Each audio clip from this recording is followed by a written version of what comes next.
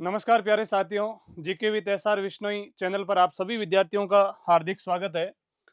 Rajasthan current affair का हम लोग अध्ययन कर रहे हैं और उसमें भी दिसंबर माह का करंट का अध्ययन हम लोग कर रहे थे। तो मैं आप लोगों को एक दावे के साथ कह रहा हूं कि राजस्थान करंट का हम लोग कंप्लीट अध्ययन करेंगे, आरएस से लेकर के और सभी वैकेंसियों के लिए, आरएस टीचर वैकेंसी के लिए और अभी जो आगामी एलडीसी और सीईटी की वैकेंसी आ रही है, इसके लिए जो एग्जाम कंडक्ट हो रहे हैं, उसके लिए भी हम लोग करंट का बहुत बेहतरीन तरीके से अध्ययन करने वाले हैं। तो आप लोग एक अपना एक छोटा-सा रजिस्टर बना लें, जो करंट का हो और एक इकोनॉमिक सर्वे के लिए करंट और इकोनॉमिक सर्वे का एक साथ में एक रजिस्टर बनाएँ और हम लोग उस करंट का बहुत बेहतरीन तरीके से और इकोनॉमिक सर्वे जो अभी नया कल आ चुका है, बजट 2024-25 आया, उसके जस्ट बाद में जो इकोनॉमिक सर्वे आया 2023-24 के नाम से, उसका हम बखूबी ढंग से बहुत शानदार तरीके से अध्ययन करेंगे।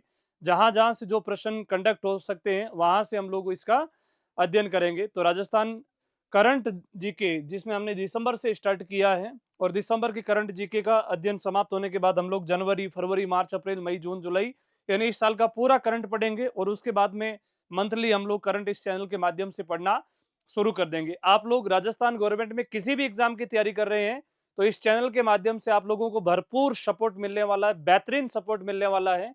और अभी लाइब्रेरियन ग्रेड 3 की वैकेंसी आ रही है, उसके लिए भी जीके वाला जो पोर्शन है, वो हम लोग निःशुल्क पढ़ेंगे। तो लखपति दीदी योजना, लखपति दीदी योजना इसके बारे में हम लोग पढ़ रहे हैं। लखपति दीदी योजना, एक तो आपको बताना है क्या है, इसमें कितना पैसा लगाया है, इसका उद्देश्य क्या है और राजस्थान गवर्नमेंट इसके ऊपर वर्तमान में बहुत फोकस कर रही है, क्योंकि इस बार बजट 2024-25 में भी 15 लाख महिलाओं को लखपति दीदी बनाने का टारगेट रखा गया है।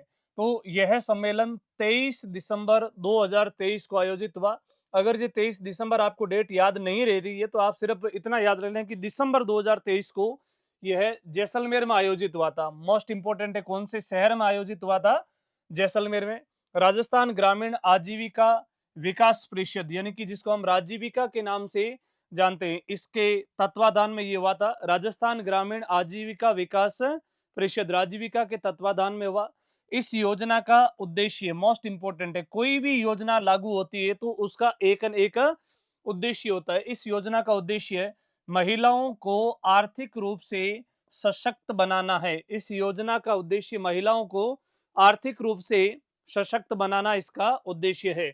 इस योजना में देश की देश की 2 करोड़ देश की 2 करोड़ महिलाओं को कौशल प्रशिक्षण दिया दिया जाएगा। कौशल प्रशिक्षण यानी कि वो अपने हाथ से कोई चीज़ बना सकें, किसी भी चीज़ की मैन्युफैक्चरिंग कर सकें और अपने हाथ के हुनर से वो आगे बढ़ सकें। इसके लिए इस योजना में देश की 2 करोड़ महिलाओं को कौशल प्रशिक्षण दिया जाएगा।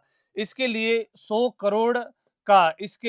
करोड़ का निवेश किया गया है। इसके लिए कितने करोड़ का निवेश किया गया? जवाब दोगे, 100 करोड़ का निवेश किया गया। तो मोटी-मोटी चीज़ें आप लोगों को कैच करनी है और इसी तरीके से नोट्स फॉर्मेट में आप लोगों को नोट्स बनाने। एक तो पहले जो हमने वीडियो बनाया 16वीं विधानसभा, उसके बाद में ये वीडियो, उसके बाद में निरंतर रूप से राजस्थान की कौन-कौन सी योजनाएँ लागू हुई है, इन सभी चीज़ों के बारे में, ईआरसीपी क्या है, एक-एक चीज़ के बारे में हम लोग बेहतरीन तरीके से पढ़ेंगे।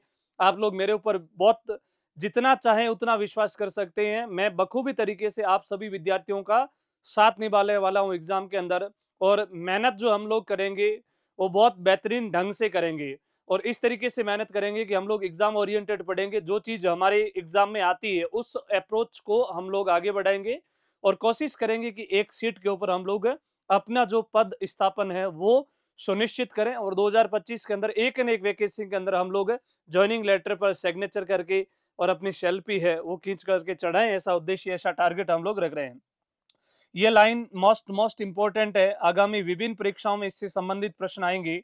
बजट 2024-25 में 15 लाख, ध्यान रखना, 15 लाख महिलाओं को लखपति दीदी बनाने का लक्ष्य रखा गया। तो बजट 2024-25 में कितनी महिलाओं को लखपति दीदी बनाने का लक्ष्य रखा गया है? 15 लाख महिलाओं को लखपति दीदी बनाने का लक्ष्य रखा गया। बहुत फेमस। अगला, ये भी विभिन्न परीक्षाओं में प्रश्न पूछा गया है और आगामी परीक्षाओं में भी ये प्रश्न आएगा।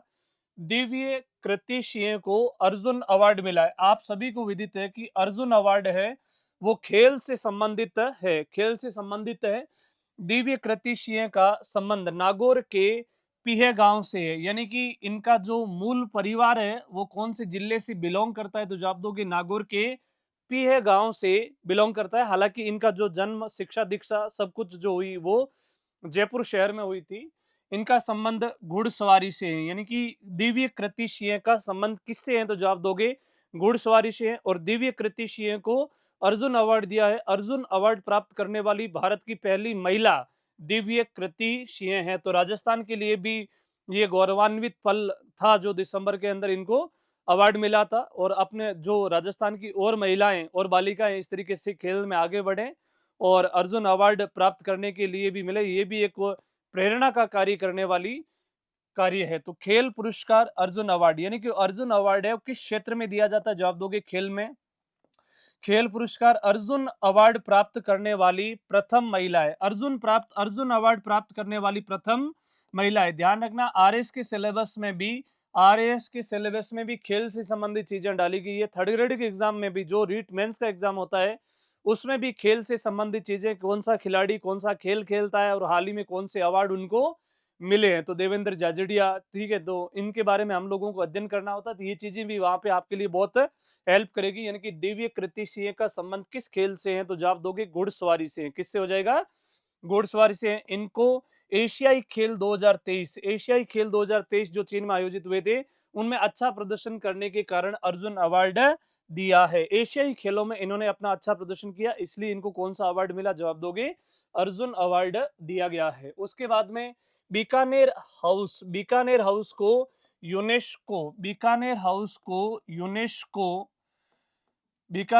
को UNESCO United Nation Educational and Scientific Cultural Organization award मिला है। यूनेस्को अवार्ड मिला है। बीकानेर हाउस को कौन सा अवार्ड दिया गया, तो जवाब दोगे अवार्ड ऑफ मेरिट प्रदान किया गया है। बीकानेर हाउस को अवार्ड ऑफ मेरिट प्रदान किया गया है। बीकानेर हाउस दिल्ली में है। बीकानेर हाउस कहाँ पे स्थित है, तो जवाब दोगे दिल्ली में। बीकानेर हाउस दिल्ली में इंपोर्टेंट नाम है उसका बीकानेर हाउस। बीकानेर के राजघराने के रहने के लिए दिल्ली में बनाया गया था ये, और अंग्रेजों के काल में इसका बना हुआ था, जीर्ण शीर्ण हो गया था, इसलिए इसका रिनोवेशन कब करवाया गया, तो जवाब दोगे 2014 और 15 में इसका रिनोवेशन करवाया गया था। तो यूनेस्को अवार्ड किसको मिला, जवाब दोगे बीकानेर हाउस को, और वो कहां पे स्थित है, दिल्ली में स्थित है। 2023 का राजस्थानी भाषा 2023 का राजस्थानी भाषा, ध्यान रखना कौन सी भाषा, राजस्थानी भाषा। और राजस्थानी भाषा को राजभाषा दिलाने की मान्यता बहुत जोरों पे चल रही है। आप सभी विद्यार्थी इससे संबंधित जानकारी रखते हैं कि इसको भारतीय संविधान की 8वीं अनुसूची की भाषा में शामिल करने के लिए पुरजोर प्रयास पूरे राजस्थान भर में किए जा रहे हैं। तो 2023 का राजस्थानी भाषा का साहित्य अकादमी पुरस्कार, राजस्थानी भाषा का साहित्य अकादमी पुरस्कार 2023 का किसको मिला, तो इस वर्ड को याद करने की कोशिश करो, डॉक्टर गजेश सिंह राजपुरोहित को राजस्थानी भाषा का 2023 का साहित्य अकादमी पुरस्कार दिया गया है। साहित्य अकादमी पुरस्कार दिया गया है। इनकी कृति पलकती प्रीत, इनकी कृति कौन सी है, तो जवाब दोगे पलकती प्रीत के लिए मिला है। इसमें राजस्थानी भाषा या फिर साहित्य अकादमी पुरस्कार में जो पुरस्कृत स्वरूप राशि है वो 1,00,000 रुपए प्रदत्त की जाती है, 1,00,000 रुपए।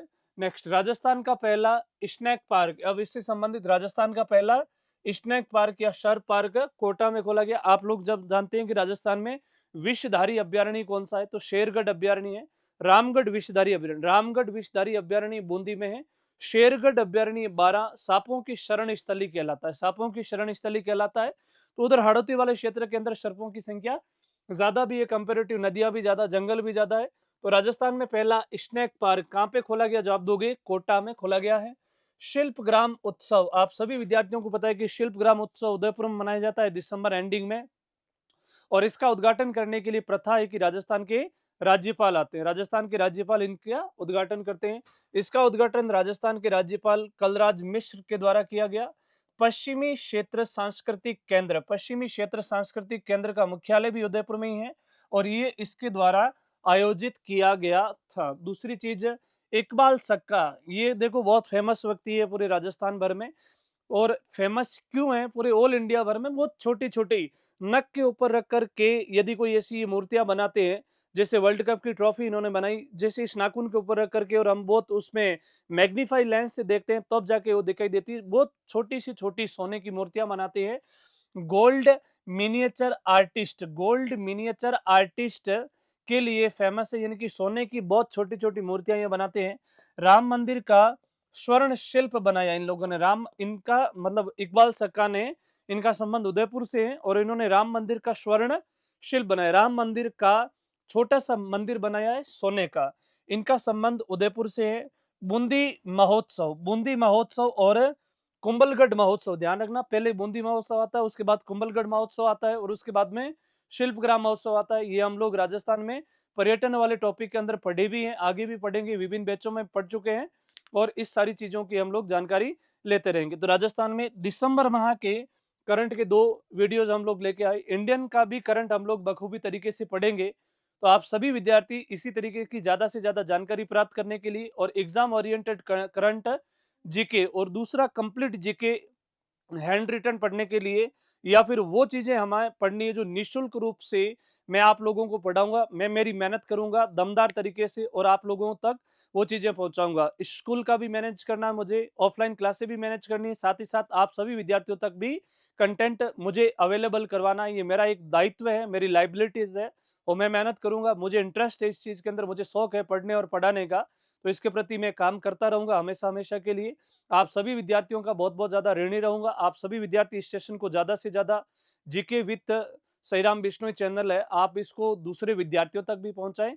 आप भी इसको सब्सक्राइब करें और ज़्यादा से ज़्यादा विद्यार्थियों तक इस चैनल को पहुँचाने की आप सभी विद्यार्थी कष्ट ज़रूर करें। आपका मैं बहुत बेहतरीन तरीके से साथ निभाऊँगा और अंतिम चयन तक साथ निभाने वाला हूँ। आप सभी विद्यार्थियों का बहुत-बहुत धन्यवाद। मिलते हैं नेक्स्ट वीडियो में। Thank you so much.